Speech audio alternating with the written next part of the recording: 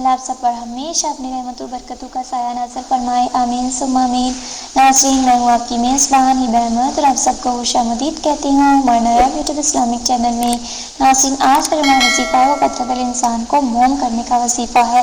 تو ناظرین، ویڈیو شروع کرنے سے پہلے میری آپ سب سے ایک چھوٹی سی گزارش ہے کہ اگر آپ ہمارے چینل پر نہیں ہیں یا ابھی تک آپ نے ہمارے چینل کو سبسکرائب نہیں کیا تو ابھی ہمارے چینل کو سبسکرائب کر دیجیے، لائک کیجیے، شیئر کیجیے اور ساتھ میں لگے بیل آئیکن کو بھی پریس کر دیجیے تاکہ آپ کو ہماری مزید آنے والی ویڈیوز کے اپڈیٹس پر وقت ملتی رہیں۔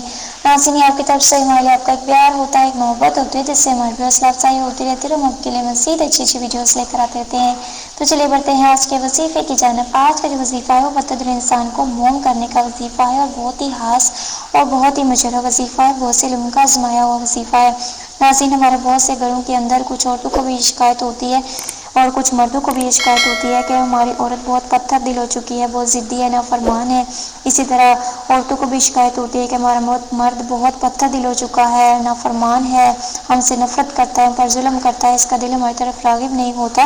تو آج کا جو وظیفہ ہے یہ انہی لوگوں کے لیے بہت ہی خاص اور بہت ہی پاورفل وظیفہ ہے۔ اور اسی طرح ان کے خاندان کے جو دیگر چھوٹے بڑے بچے جوان ہیں وہ ان کے لڑائی جھگڑوں کی وجہ سے پریشانی کا شکار رہتے ہیں۔ تو ناظرین، اب ان لوگوں کو پریشان ہونے کی ضرورت نہیں ہے کیونکہ آج کا جو وظیفہ یہ انہی لوگوں کے لیے ہے، بہت ہی خاص اور بہت ہی مجرب وظیفہ ہے۔ انشاءاللہ تعالیٰ اس کے کرنے سے جو پتھر دل ہے وہ جو نافرمان ہے وہ فرمانبردار ہو جائے گا، پتھر دل موم ہو جائے گا، اس کا دل آپ کی طرف راغب ہوگا اور جو اس کی نفرت ہے وہ محبت میں بدل جائے گی۔ تو یہ بس اپنی شرط اتنی ہے کہ کامل یقین کے ساتھ کرنا ہے اور نماز کی پابندی کرنی ہے اور مطلوبہ شخص کا تصور کر کے یہ پڑھنا ہے اور اس کے اوپر پھونک مار دینی ہے۔ تو آپ نے کیا کرنا ہے، آپ نے کسی بھی نماز کے بعد آپ یہ وظیفہ کر سکتے ہیں۔ آپ نے سورہ شمس کی یہ آیت مبارکہ جو 30ویں پارے میں ہے آپ نے 33 بار پڑھنی ہے، والشمس والضحاہا۔